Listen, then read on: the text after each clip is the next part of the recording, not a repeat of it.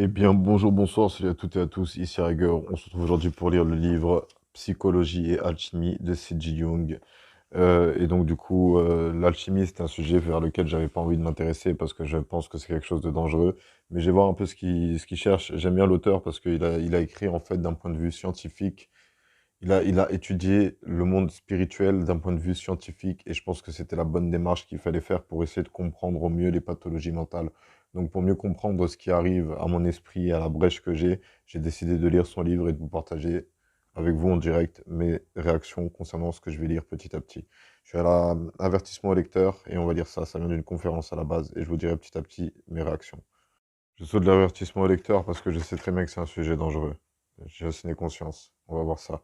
Première introduction. Problématique religieuse et psychologie de l'alchimie. Intéressant. L'auteur se concentre beaucoup sur les observations qu'il fait sur les hommes. C'est très intéressant de voir ça. Il préfère voir le monde comme il perçoit plutôt que de l'apprendre comme on le calcule. Et j'aime beaucoup cette approche. Lui-même, malgré sa réputation, exprime par une phrase claire et nette que même un psychologue pense avoir le fin mot de l'histoire. Tout le monde est dans l'abstrait, on ne sait jamais le fin mot de l'histoire et ce que pense réellement la personne. Même si le signal existe et qu'on peut comprendre les idées des autres par connexion, on ne sait jamais ce que pense vraiment la personne. Il y a les pensées et le signal, c'est deux choses différentes. Et lui, il explique en gros que même le plus profane des psychologues qui pense savoir tout sur tout devrait savoir une chose, c'est qu'on ne peut pas savoir tout sur tout. Et il exprime ensuite, à travers tout ça, que l'âme humaine est quelque chose d'abstrait et d'incompréhensible pour tout le monde et qu'il faut l'étudier sérieusement. C'est sorti dans un contexte de guerre mondiale. C'était juste avant la Première Guerre mondiale, il a sorti ça. Et après, il y a eu l'alchimie, et l'alchimie, ça a rendu Hitler fou. C'est pour ça qu'il faut faire attention avec l'alchimie, et qu'on va essayer de s'arrêter là où il faut s'arrêter. J'aime beaucoup ce qu'il dit, en fait. Il parle beaucoup de l'inconscient, en fait. Il parle beaucoup de cette partie de notre personnalité qu'on ne peut pas connaître. C'est-à-dire, on a le conscience, qu'on sait ce qu'on fait, qu'on sait ce qu'on pense. On a l'inconscient, l'instinct qui dicte un peu nos pensées et nos actions sans qu'on s'en rende compte. C'est notre instinct. En gros, il met pas les mêmes mots sur ce que je définis, mais on est sur la même longueur d'onde, lui et moi. Ça fait plaisir de lire un livre comme ça. Merci à ma recherche sur la démonologie de m'avoir attiré vers cet auteur. J'espère que on n'ira pas trop en profondeur parce que là, il commence à devenir sérieux. Je ne suis qu'à la page 5 et je suis déjà en train de réfléchir à beaucoup de choses, mais en même temps, j'ai envie de dévorer son livre. L'auteur exprime que tous ces doutes qu'il a eus sur sa recherche et tout, et la compréhension qu'il a voulu avoir des hommes, l'ont mené à comprendre que non, les problèmes qu'il avait ne venaient pas seulement que de lui, mais en gros, il dit une évolution psychique impropre et par conséquence peut-être contre nature. En gros, pendant un moment, il pensait qu'il était devenu fou. Et c'est ce qu'il cherchait. À travers la compréhension de la folie des autres, il a cherché à comprendre sa propre folie. Moi, à travers ces recherches-là, je vais essayer de comprendre mes propres symptômes. C'est un combo. Il exprime le problème qu'il y a eu avec moi. Moi, ma maladie, on parle d'un traumatisme. Le traumatisme, les voix m'ont rappelé ce que c'était. J'ai eu des soucis quand j'avais 6 ans. Mais le truc qu'il y a, c'est que moi, à ma connaissance, en fait, il n'y a eu aucun traumatisme qui m'a conduit à faire une psychose. Et donc tout le monde s'est demandé pourquoi est-ce que j'ai fait une psychose. Et lui aussi, il est tombé sur des personnes, il comprenait pas pourquoi est-ce qu'ils avaient eu des pathologies mentales. Et donc du coup, il va en parler, là, ça va être très intéressant. Et du coup, d'après ses recherches, il explique clairement que la médecine actuelle n'est pas à même de résoudre le problème seul. Il faut aussi une intervention extérieure. Il faut au moins un aspect social à la résolution du problème d'ordre mental des patients. On va s'arrêter là pour le moment. On est à la page 6. Donc, ce qu'on a appris ici, c'est tout simplement que un psychologue s'est intéressé, il était lié à Freud. D'une certaine manière, j'ai discuté avec le documentaliste. Un psychologue s'est intéressé un peu aux secrets, les sciences secrètes, entre guillemets, on va appeler ça comme ça. Vous savez, tout ce qui est sorcellerie, magie, démons, et tout ça, il s'est intéressé à ça afin de mieux comprendre les pathologies mentales. Parce que, justement, à l'époque, si tout ça, si tout ça est expliqué que par la science, et je dis bien que par la science, j'insiste bien que par la science, que c'est vraiment des problèmes de cerveau, des enflements de glandes capillaires ou je sais pas quoi du cerveau qui font avoir des hallucinations. À l'époque, les gens qui étaient touchés étaient perçus soit comme des gens qui avaient des connaissances divines, soit comme des démons, des personnes possédées qu'on devait guérir à tout prix. Mais comment on explique? Parce que nous, maintenant, on explique ça par la drogue. Mais tous les exorcismes et tout, à l'époque et tout, d'où est-ce qu'ils venaient? Est-ce que tout le monde consommait des drogues et tout? On ne sait pas comment était la vie à l'époque. Et du coup, lui, il s'intéressait à ça parce qu'en gros, c'est clairement lié, en fait. Les pathologies psychiatriques sont clairement liées à l'histoire de la sorcellerie, de l'alchimie, de la démonologie. Et les croyances qui sont encore actuelles en cours devraient être prises au sérieux dans la résolution des problèmes. Parce qu'à travers la compréhension d'une spiritualité, on peut peut-être aider quelqu'un de manière scientifique. Et à manipuler la science et le spirituel, c'est ça le signal. Et c'est ça que je cherche à maîtriser. Je cherche à maîtriser les symptômes psychiatriques afin d'aider les gens à traverser des problèmes de vie. Parce que mes voix dans ma tête, des fois, me conduisent vraiment sur la bonne voie. J'ai fait bader quelqu'un par rapport à son grand-père, hein. Il a retrouvé son calme et tout, et son grand-père a voulu parler à travers moi. J'étais en cas de possession contrôlée. La personne maintenant est libre, hein. Et comment maintenant je prouve que tout ça est vrai? Même lui, il a voulu bader. Il m'a posé des questions et son grand-père, il a senti l'instinct, les règles et tout. On a dû lui expliquer. Parce que si les forces occultes gèrent les règles, les gars, je suis la seule personne qui peut vous expliquer comment ça fonctionne. Mais comme j'ai pas été initié, le problème qu'il y a, c'est que je ne sais pas comment ça fonctionne. Le livre m'a déjà assez stimulé en vérité et me lance un long débat. Je pourrais un peu continuer à lire, on va un peu continuer à lire en vérité. Mais en gros, fusionner la science et le spirituel permettrait de mieux comprendre le monde qui nous entoure de tous les points de vue et de toutes les cultures, et il ne faut pas hésiter à le faire. Il faut considérer le spirituel comme une science. À noter que moi-même, j'ai toujours pas compris comment il a fait le lien entre la psychologie et l'alchimie, mais à mon avis, c'est juste que l'alchimie, bah, c'est l'ancêtre de la science et des médicaments, c'est tout. Il explique clairement aussi, alors que par l'abnégation, c'est-à-dire par le fait d'abandonner toute recherche de récompense, les médecins ont su réussir à avoir des résultats positifs pour les patients. Par contre, certains patients ont été maltraités simplement parce qu'on n'a pas su gérer leurs problèmes. Les gars, au Luxembourg, je fais partie de ces patients. On n'a pas su gérer le problème de mes voix, j'ai dû me débrouiller tout seul sans les médicaments. J'ai expliqué ma version des faits, mais vas-y les gars, c'est une couverture médicale, c'est pour dire que je prends les traitements, pour pas qu'on me dise il prend pas ses traitements, il est fou, il doit être piqué. C'est tout, c'est une couverture médicale, je le sais, je l'ai compris. Mais je prends les traitements et tout, je veux les prendre et on calme le dosage, hein, petit à petit. Risperdal m'a aidé.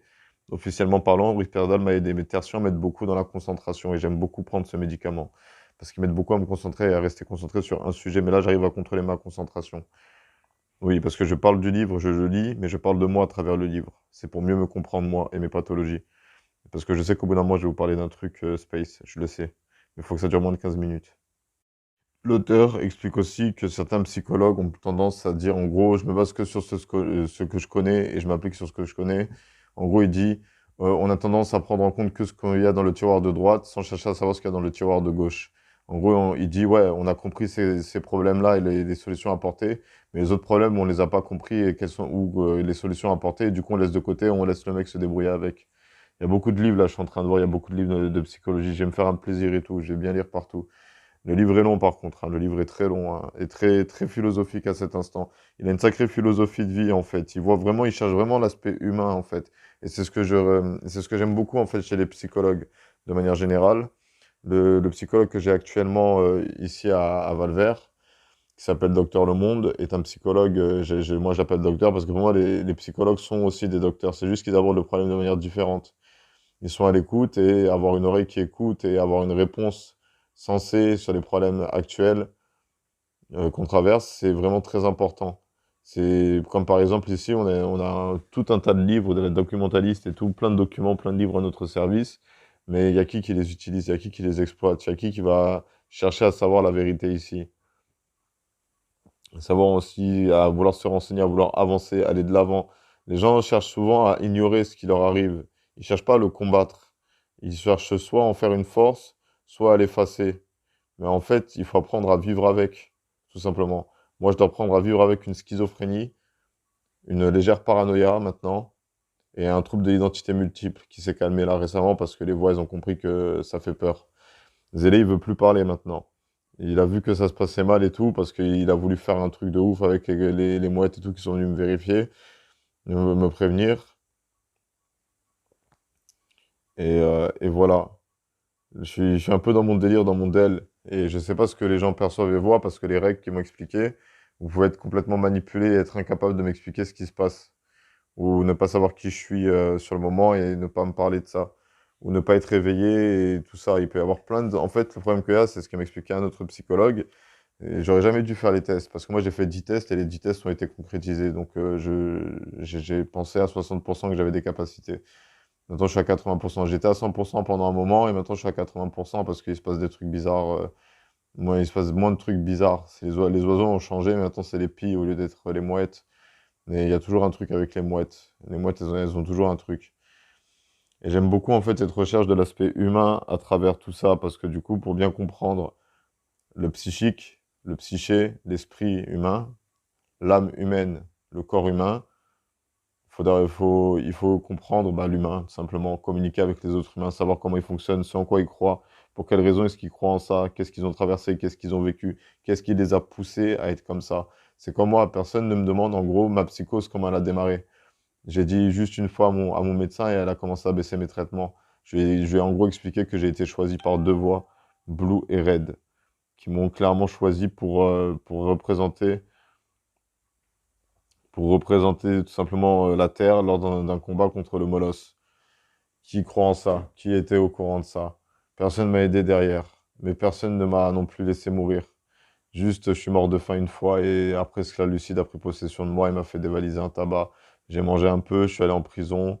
J'ai eu mon parcours, j'ai réveillé Noctis et Noctilis. C'est bien Noctilis aussi, ça fait fossile un peu. J'ai réveillé Noctiseur et Luminis. Voilà, j'ai réveillé des forces et tout qui étaient en moi. J'ai mis mon doigt dans les flammes, il a pas brûlé. Il m'est arrivé des trucs bizarres et tout. J'ai mis le feu dans ma cellule. Ils m'ont mis à l'hôpital psychiatrique. J'ai fait des voyages astrales. Il m'est arrivé des trucs bizarres que je peux pas expliquer par la science.